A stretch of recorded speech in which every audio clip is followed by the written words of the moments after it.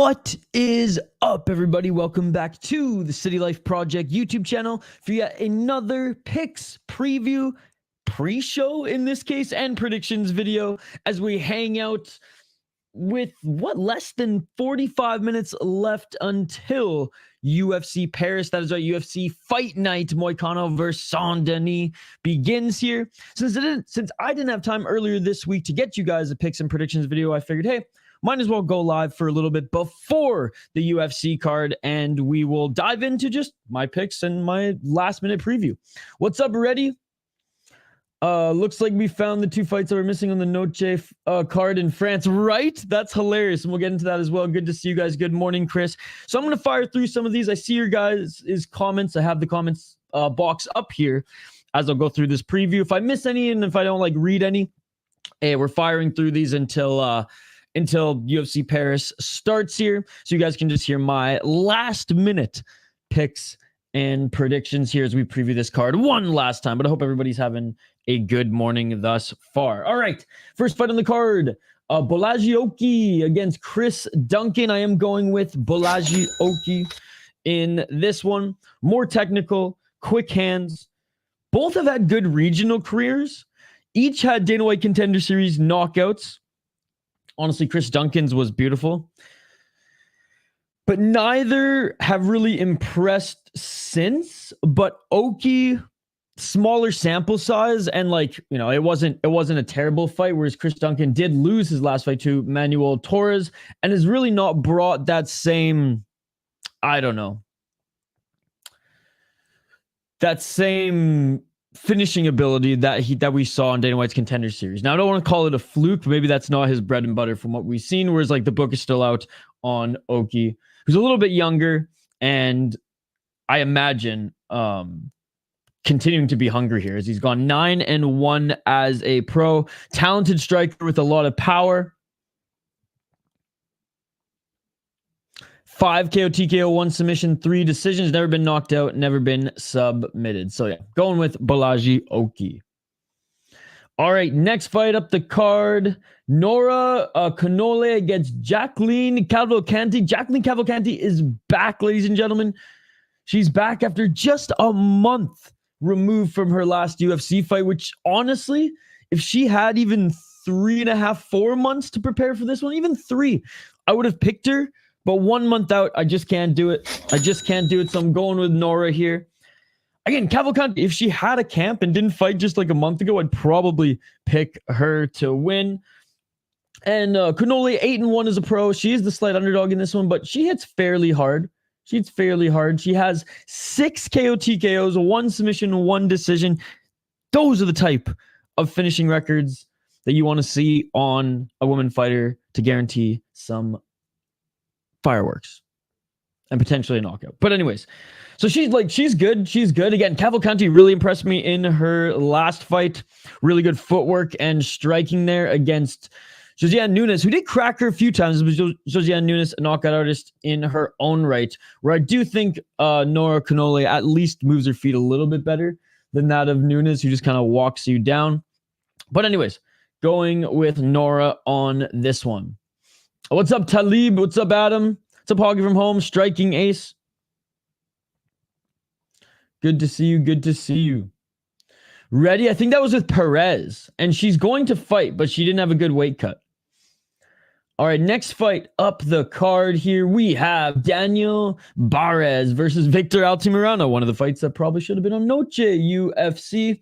Now, Victor Altamirano, he's one of those fighters who's good, but he's never going to be great anywhere. And he leaves some to be desired in most of his fights, but overall, pretty good fighter despite him being 2-3 in his last 5 fights.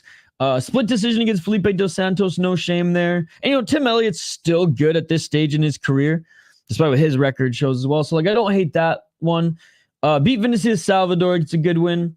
Lacerda, who hasn't been beating Lacerda, but at least he finished him there. And a decent regional run as well. Going up against Daniel Barres, who's 16-6 as a pro, 4-1 in his last 5 fights. Did lose to Filo via submission. Filo's got damn good jiu-jitsu, but that was his debut in the promotion. And before then, didn't really beat the best guys on the regional scene. So I am going with Victor Altamirano in this one. More well-rounded, solid wrestling and grappling.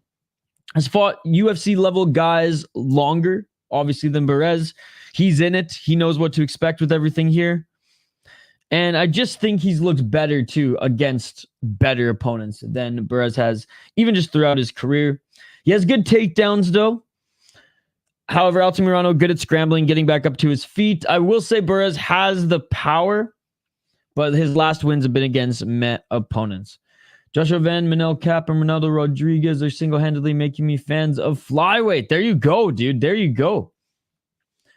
Working on a big parlay. Okay, when Oki bears Alin, I win, make 5,900 coups in the head contender series fights I hit already. Nice, dude. Straight cramming them picks in. Hurry, we're just hanging out for this pre-show. Honestly, if it was less than like 45 minutes, I wouldn't have even done this, but made my picks, or I did my research, so I might as well share it. And I was ready to go half an hour before the show. How's it going, Idaho? All right. Next one. Alan Perez against Dara Zheleznyakova.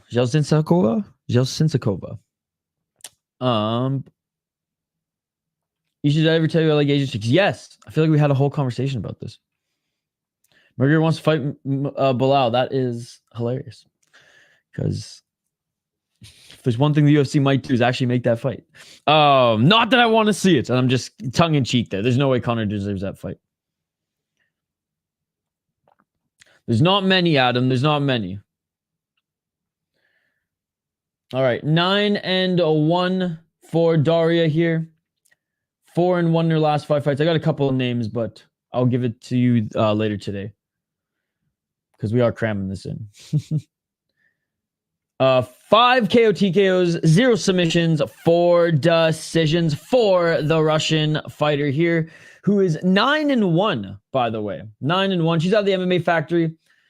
No submissions.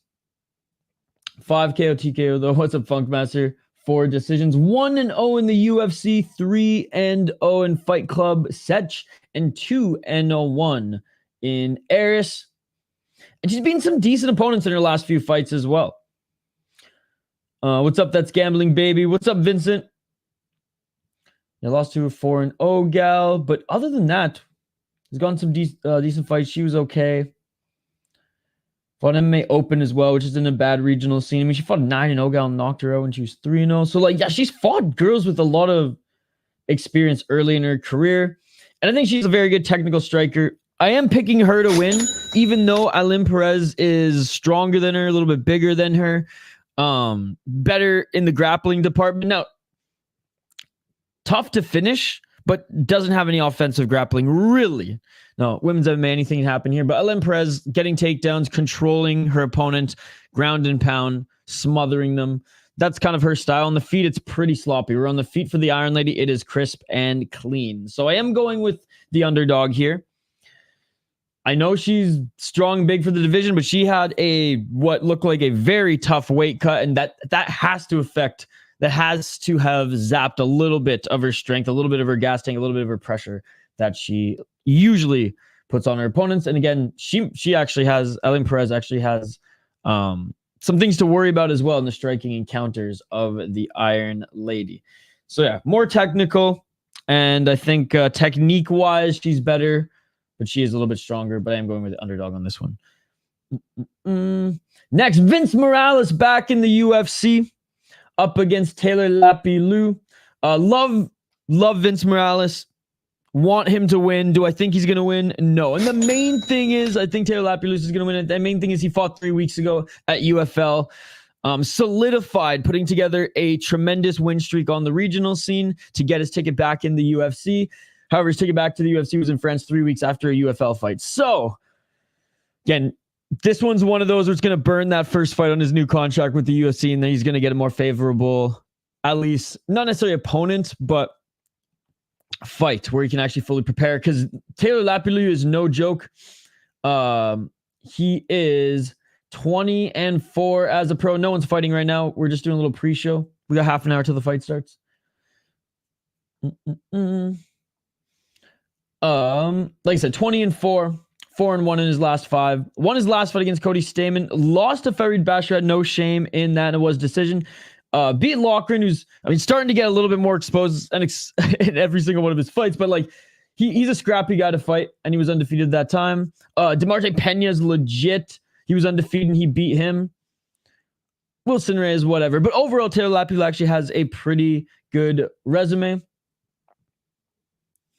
4 KO, TKO, 6 submissions, 10 decisions, 5-2 in the UFC already, 5-0, 100% fight, and 3-0 in Ares.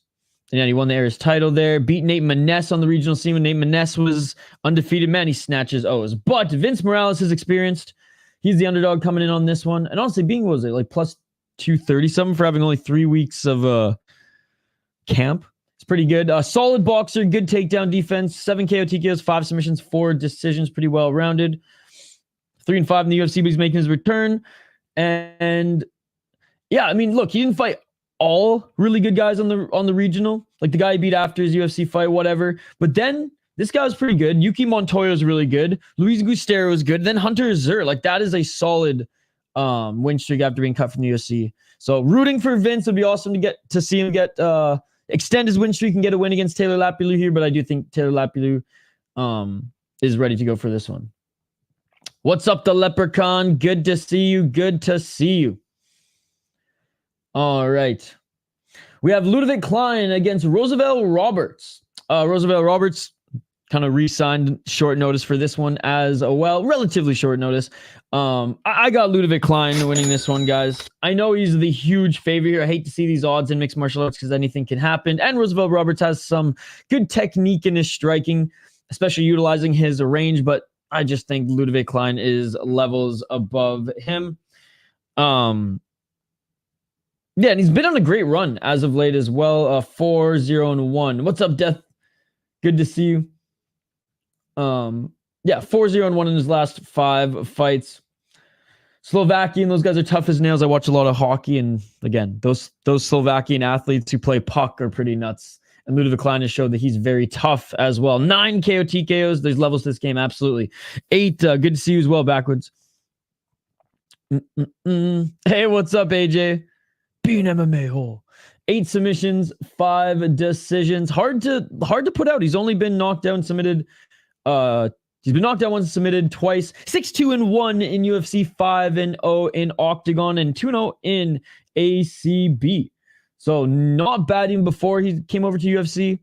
And again, beat Bahamondes, beat Devontae Smith, draw against Jai Herbert. Like he's fought good guys. Thiago Moises he beat as well. Whereas Roosevelt Robert, again, I see Roosevelt Robert as one of the best guys on a regional scene and one of the worst guys in the UFC. That kind of tier. And just in those tiers. Best tier regional, worst tier UFC, where Ludovic Klein is creeping his way up to, I don't want to say the rankings just yet, but especially not with a win against Roosevelt Roberts, but closer there than not. So I am going to go with Ludovic Klein, like I said in this one.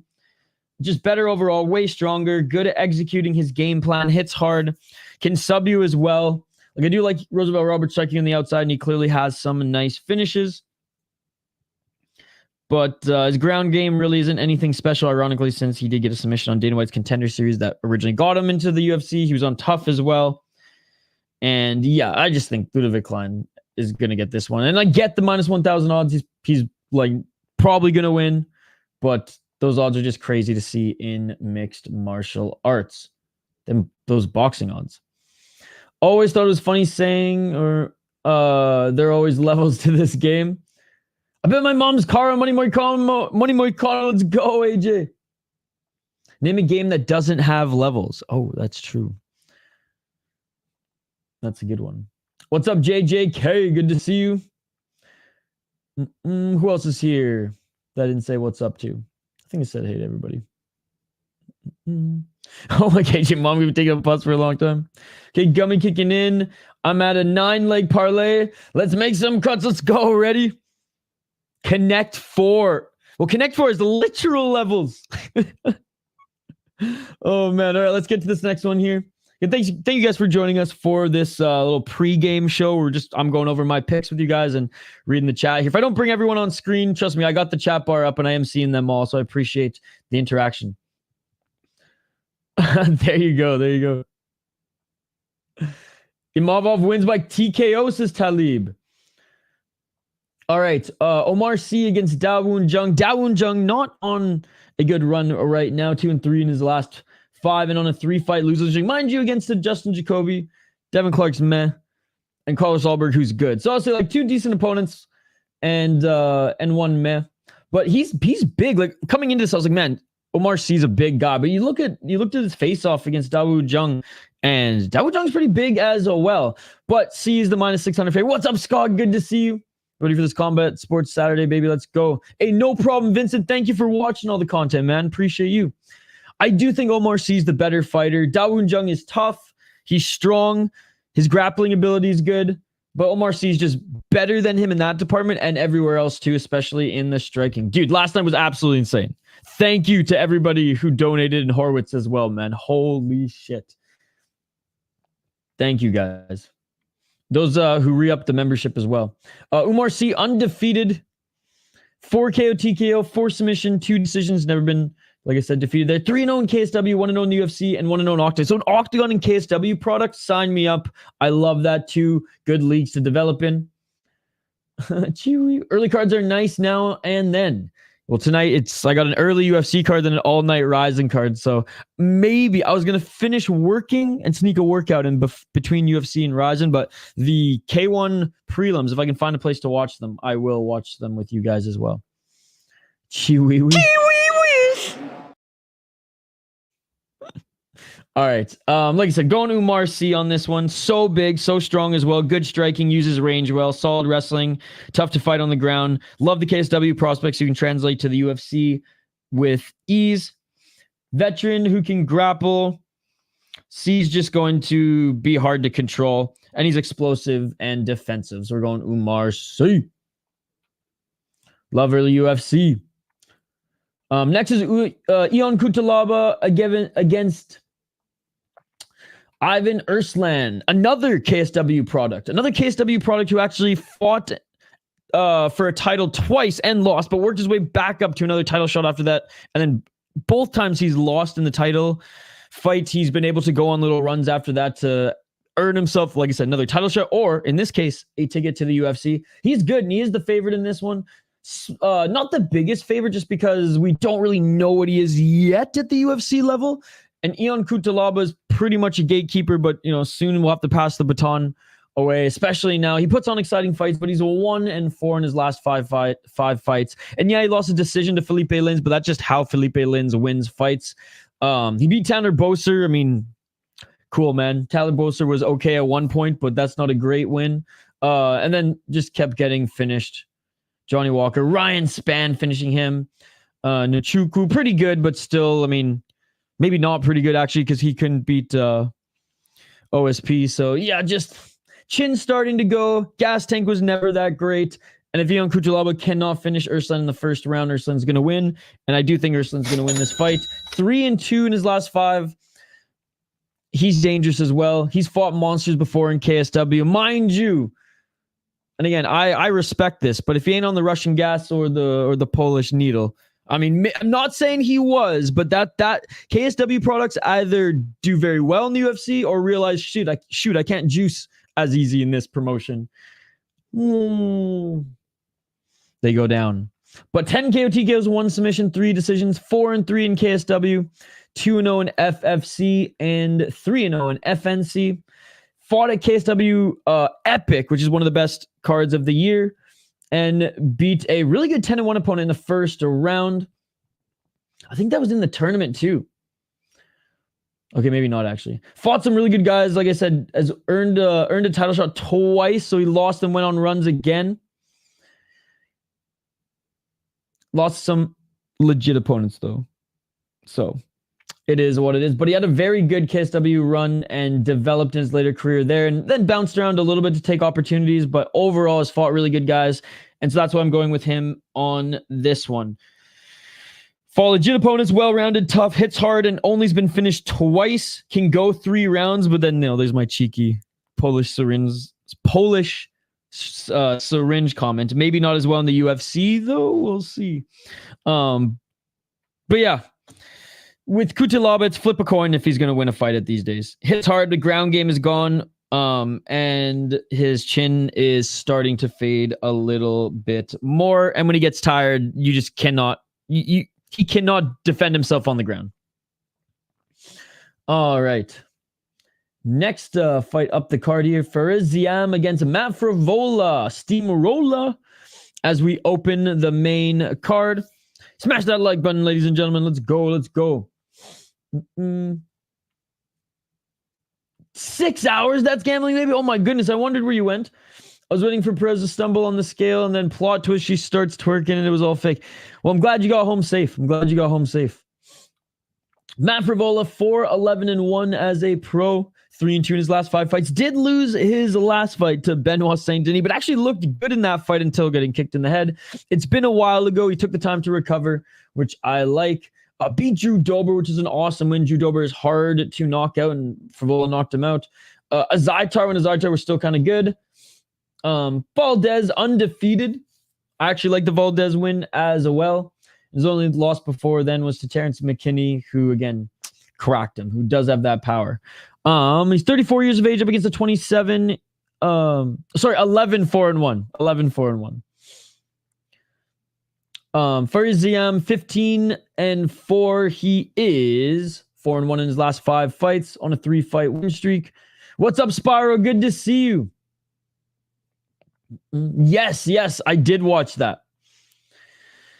They were taking some blood samples from them after they were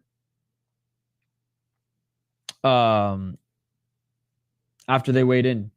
You for Napitis? The Napitis was hitting hard. I mean, I'm not gonna lie, it's been a busy morning. One of those mornings where it's like you just can't shake the sleep. No, but we're good. We're warming up now. That Dober stoppage was a bit early, though, in my opinion. Still cracked him hard enough for those eyes rolled back for a moment. So I do like it. Anyways, for us, Ziam, he's talented, but I'm going Matt Frevola on this one because he's well-rounded as well. Maybe not as technically sound in some areas, but overall his wrestling's good. He hits hard. His striking's pretty decent, right? And he's tough. Indeed, the leprechaun. So I'm going with Matt Frevola on this one. I think I already clicked this, but we'll click it again. I think this is a good matchup, though. Overall, think Frevola is just better and more tough. Figlak and Herbert are okay, by the way. Okay wins for Ziam. Because he has actually beaten some good guys in the UFC as well. Herbert and Figlak, 2 unanimous decision victories. But he wasn't able to finish Puelles. He got choked out by McKinney. And he just, even against Jamie Malarkey, who's been chinny, and I know it's 2020, it's a little while ago now, but still, just some of the guys that he has on his resume, it's like he should have finished, especially Puelles, man. Split decision against Puelles, that's not good. That is not good. And again, Jai Herbert doesn't have the best chin. I would have liked to see a finish there. Figlak's good, but, not a world beater out there. So, I think Frevola's wins are way more impressive. He seems to bounce back well. Solid wrestling, good striking overall, tough to fight. And he follows his corner's instructions, trains out of a good gym as well, and has made adjustments in fight. And I do think, is shown to be able to do that, have the IQ to do that anyways. And Ziam's a smart fighter, so that's going to bode well for Frevola there. I just think he's going to overwhelm him. And he does have the power advantage. Ziam's good, but he's not dangerous. All right, Morgan Charriere against Gabriel Miranda. I have Morgan Charriere in this one. He's good, man. He's good. And Gabriel Miranda, he's kind of a one-trick pony. Not the best striking. Very good grappler. Ton of submissions on his resume. But he's getting up there in age. Yeah, 16 submissions. And other than his jiu-jitsu, not really that dangerous. For Morgan Charriere, good pressure, good wrestling, very strong, way better on the feet, can scramble out of submissions. We've seen it before. Despite him having a lot of those submissions, he still's not the most dangerous guy. But, if you're going to go on the ground with him, you're going to go in his world. You are going to swim in some deep water. But I like Charriere in this one. He's done a pretty good, well, in his last 5 fights, he's 4-1, only losing a close split decision to Chepe Mariscal. Chepe Mariscal has proven to be a good fighter. Some people don't like his style. Some people criticize him. Oh, well, that round was really bad, or this round was really good. Not the most consistent guy throughout the fight, but tough, hard to beat, and that was a fun fight there. So yeah, I pretty much like everything about Charriere more than Miranda on this one. Hits very hard and has some good wins in his recent fights. Hard to finish. I mean, he lost to Shane Young, bro. Or sorry, his only recent good win was against Shane Young, and we know that Shane Young ain't that great. Did lose to Benoit Saint-Denis and was winning outside the UFC, but mind you, not against the best opponents, not the guys that he should be fighting at this stage in his career. In about 15 minutes. Hey, what's up, Ben? What's up, Bill Cat? Good to see you. All right. Next fight on the card, Kevin Jousset against Bryan Battle. Now, Jousset's a good prospect. Jousset, sorry. In French, it should be Jousset. Jousset. Anyways, like he's pretty good, but Bryan Battle's proven himself already against decent UFC guys. There's more of a sample size with Bryan Battle, and we keep seeing him improve. We keep seeing him get in better shape, and we keep seeing him fix some of the things that he's needed to throughout his UFC career. Where Kevin Jousset just like dominated on the regional scene and has already showed that, okay, I'm not as dominant in the UFC. Now, Kiefer Crosby, he submitted. Who hasn't? Who hasn't beaten Kiefer Crosby? You have to beat Kiefer Crosby. And to be honest, like he did finish him, but Kiefer Crosby was able to get some shots on him. Kiefer Crosby is not good and not UFC caliber at all. Kenan Song. Now, I know Kenan Song's tough, but Kenan Song can be knocked down. And I would like to see a talented striker in Jousset beat a Kenan Song, right? On the regional scene, though, he does have some good wins. But again, split decision there, mind you, against an 11-1 guy. Before then, a 0-1 guy. Just didn't fight the best guys on the regional scene, where tough alumni is Bryan Battle. And yeah, like I said, seemingly just keeps getting better and better, which is what we want to see. Still relatively young, 30 years of age, 3 KO TKOs, 5 submissions, 2 decisions. He's strong. He hits hard. His striking, like I said, is continuing to be polished up. 5-1-1 in the UFC. He was beating Ange Lusa in his last fight. You a bitch. You a bitch. You know I was kicking your ass. And has some good wins since the loss to Fakhretdinov, where he got out grappled. So, yeah, I'm going with Bryan Battle on this one. All right. What's up, Jay Blizzard? Good to see you. We have William Gomis against Joanderson Brito. Oh, my goodness. Gomis, he's got a death wish, man, because Joanderson Brito is going to win this fight, in my opinion. I have him to win. I love Joanderson Whenever it's Joanderson Brito fight day, I'm excited. 17-3-1. He's on a hell of a win streak right now. 5-0 in his last 5 fights. He is the big favorite here for a reason. He is good everywhere. Good on the ground. Good jiu-jitsu. Amazing pace, amazing pressure, and he will bully you on the feet, walk forward, and attempt to beat the shit out of you. He's got really good pocket boxing. He's good at landing shots in and out of the pocket. Some decent leg kicks as well. Where William Gomis is a fighter who's good at picking you apart on the outside, but on his back foot and being pressured, not where he wants to be, not where he finds success. And his ground game's okay, but Joanderson Brito is just levels above him, in my opinion. Beating a lot better guys as well. 5-1 in the UFC. And he's the one who beat Diego Lopez on Contender Series 2. So he has that win. Not a big deal. Just a few years ago. Lost to Bill Algeo, but Bill Algeo is good. I know as of late he hasn't looked the greatest, but especially coming into the UFC, he was good. And has gone on a run since then.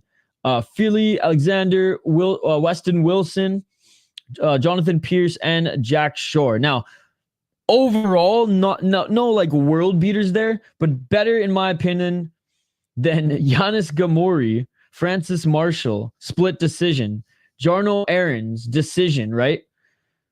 I'll give him the Yanis Gamori body kick. That was nice. But again, it fights more of a technical and strategic fight, where Joanderson Brito fights a fighter's fight, if you catch my drift. And he hits a lot harder as well. Great on the regional scene. He's got some great wins there. Well-rounded, dangerous, good grappling, bully style, kicks, pressure on the feet, tough and scrappy. powerful and explosive, whereas Gomis' style is a little bland and just technical. Does have decent grappling, but yeah, Joanderson Brito is just way more explosive and way more strong, in my opinion. Co-main event, Nassourdine Imavov against Brendan Allen. Imavov 14-4 as a pro, 3-1-1 in his last 5 fights. He's the favorite in this one at -250, and I am going to pick him to win. Now, I am way less bullish on Imavov like being future champ or being a top guy for a long time than a lot of people are. I think he's good. I think he's very well-rounded. It's just, bro, you got to put it all together. And I know his last fight, his gas tank was fine, but it's just like we only see, and I guess in the Chris Curtis fight before it ended there due to the clash of heads, we were seeing it in that one too. But it's like, okay, so I've been impressed with you like overall twice. Sean Strickland actually wasn't a bad fight either. But the thing is, his gas tank bothers me. I haven't seen enough of him being able to manage his gas tank versus how many times I've seen him not be able to manage his gas tank. And that always worries me, especially with a guy like Brendan Allen who can go, pressure throughout a fight. Now, is Nassourdine Imavov getting better and better as well? Yes. Is he more dangerous? Yes. Is he just overall better in pretty much every area as far as being dangerous? Maybe not jiu-jitsu, but he's not bad. He's actually really good in the grappling, and he does a defensive jiu-jitsu. May not be as offensive with it. Way better striker, in my opinion. Way better striker. Good takedowns and takedown defense. So, like, that's not going to be one of Brendan Allen's biggest strengths in that one. And I just think overall, Allen, not as dangerous in this particular matchup. I think recently his only big finish was Kiefer Crosby. Oh, no, okay. I mean, submission against Paul Craig, that one was actually pretty good.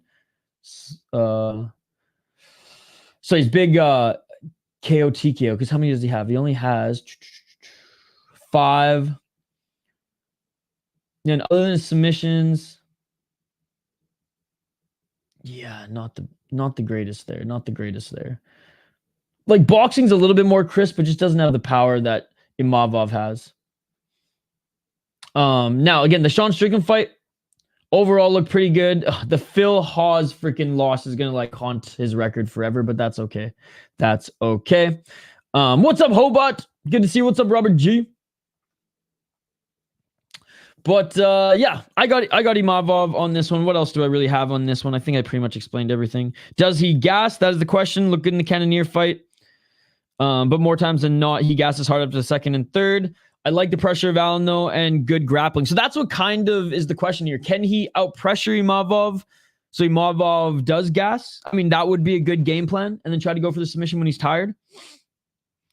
But overall, I think Imavov, well, I know Imavov has fought better opponents except for Phil Hawes in 2021. That's a bad look. But hey, it's just a small stain on what he's, in regards to what he's putting together here, which is a solid career right now. He's Dagestani, but grew up in France. Yes. All right. Main event of the evening. Then we'll catch up on a few of your comments. Whoever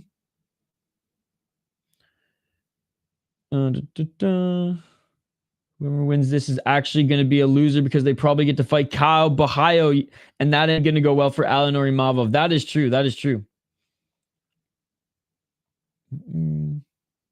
Duplessis has no chance against Hamza. Hey, what's up, Mysak? Good to see you. Good to see you. What else did I miss here? Pit Auto Parts is here. What's up, buddy? By the way, we are going to be jumping to the UFC stream in like 10 minutes. 3 rounds favors Imavov. Always. Always. And cage for UFC, Leprechaun? He does have... does he have a fleur-de-lis tattoo? He must. That is true. Them Cajuns. All right. Benoit Saint-Denis. Benoit balls. Any Archers fans in the live chat? Against Money Moicano here. Friend of the channel as well. And that's not going to influence my pick. I'm just saying, before I give my rundown here, say what's up, Moicano. Thank you so much for the raids and support as always. 19-5-1 as a pro. He is 4-1 in his last 5 fights and on an impressive 3-fight win streak right now against Jalen Turner. Jalen Turner almost finished him. Got a little too cheeky. Then Moicano was able to pretty much chat his way to a victory upon getting it to the ground and then absolutely dominating Jalen Turner there after taking a lot of damage on the feet. KO TKO. Good fight against Drew Dober again. A fight where Drew Dober was beating him up on the feet, but he was able to go to the ground and actually do a lot of damage on the ground as well. The colder of the two Koreas, apparently Idaho. Brad Riddell, that was a pretty good win as well, but Brad Riddell seemed like he had one foot out the door, at least for the time being, where he kind of took a break. But still, Brad Riddell, dangerous striker. Moicano was able to get him to the ground and get the choke. Lost to Dos Anjos on short notice in that one. No shame in that. Before then beat Alexander Hernandez when Hernandez was still good. So like Moicano's fought some killers and some very good opponents throughout his entire UFC career. He's had a way longer career than Benoit Saint-Denis as well. Benoit Saint-Denis, though, no joke. Good striking, very strong grappling. Even though he's still new to wrestling at like the highest level in pro mixed martial arts, he's so strong. It's coming. I don't want to say it's coming easy to him, but he's able to employ that even without the most polished technique because of his strength. His strength kind of makes up for some of the areas that maybe aren't the most polished just yet. And he's just getting better and better. 5-2 in the UFC, 4-0-1 in Brave. It was a really cool run that he had there in Brave. Lost to Dustin Poirier, but again, not to make excuses, but did have staff in that one and looked pretty good early in the grappling before he just kind of completely gassed. Again, Matt Frevola was actually doing well against him in the grappling department as well before Frevola got head kicked. And he went on a little bit of a run before then as well, only losing in his debut up a weight class to Zaleski. And Zaleski's good, man. Zaleski's good. Now he's, getting a little bit older, but he's a solid opponent. I am going Moicano on this one, though. His chin, I know his chin's not going to last forever, but it's going to last through this fight, ladies and gentlemen. He's a good underdog. He's dangerous once he takes you to the ground because he can ground and pound you and get the submission. Tough as nails, plus has dominant and aggressive jiu-jitsu. Doesn't just like try to pull guard. He wants to take you down with the body lock trip and get on the top position to get something going. Good back takes as well. And he's not the worst striker. Can brawl in the pocket, has good boxing. Not as quick as those blitzing shots by Benoit Saint-Denis. He is explosive, but he's not as polished. Been more dominant using his strength, like I said, but that's Moicano's world if he doesn't want to take you to the ground or fight in the clinch there. If he can overall if he can hold his own on the feet, that being Moicano, if he can hold his own on the feet and actually go blow for blow and not take too much damage overall, he will eventually get the takedown. I think he has the better cardio overall, more high-level experience and great wins, and I could see this being a finish later in the fight for money Moicano. Quickly, my lock of the week, Ludovic Klein, surprise, surprise. But again, going minus 1,000. I feel like having minus 1,000 odds is more of a curse than an encouragement in mixed martial arts. My degenerate safe parlay this week, I like, actually. Vince Morales, Ion Cutelaba, and William Gomis in my degenerate parlay. And in my safe, I like Morgan Charriere, Joanderson Brito, and Oumar C. He can take a lot of damage on the feet. Agreed to Moicano pick. A big sloppy BSD. Good to see you, Josh. But he's got too much for money, Moicano. Moicano's a bad take. I don't think it's a bad take at all. This Paris card could be really good. There's nothing we can do, says Telly. BSD's my lock. We in Paris today. Bang, we.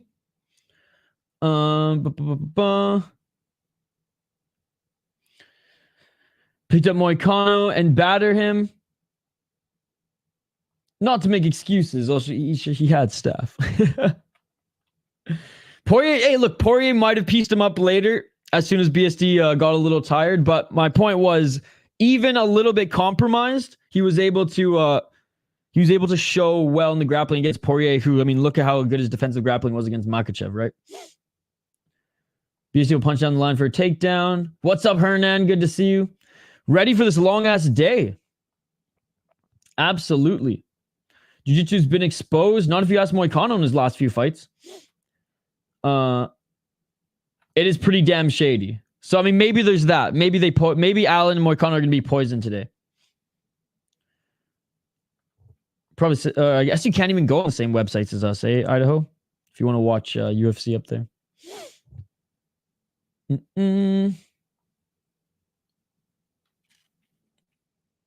Let's go Illinois over them. Nittany Lions. BSD has it. Louisiana. All right, I think I caught up on some of the comments here. It's starting now. Yes, so we're gonna jump over to the next stream, guys. Yes, it is a little sketchy. It is a little sketchy. But Alan jumping on social media to talk about is also, like you said, textbook Alan. All right, guys, I'm gonna share with you the link to the Fight Companion. Thank you all so much for joining for this preview show. We had some time to kill before UFC. We had like 40 minutes. I was ready to go. So I figured, hey, might as well jump on and just do my picks now and hang out with you guys here because we had some time. So here's the link to the Fight Companion, ladies and gentlemen. I do think I have a poll question. I haven't teed it up yet, but I will here in a moment. He used a mix of both, Ilka. You should be drinking IPA on stream. I will fight you. No IPAs today. No IPAs today. Oh, you betcha, you know. UFC starting now. All right, we're jumping over to the UFC stream. UFC super fast today.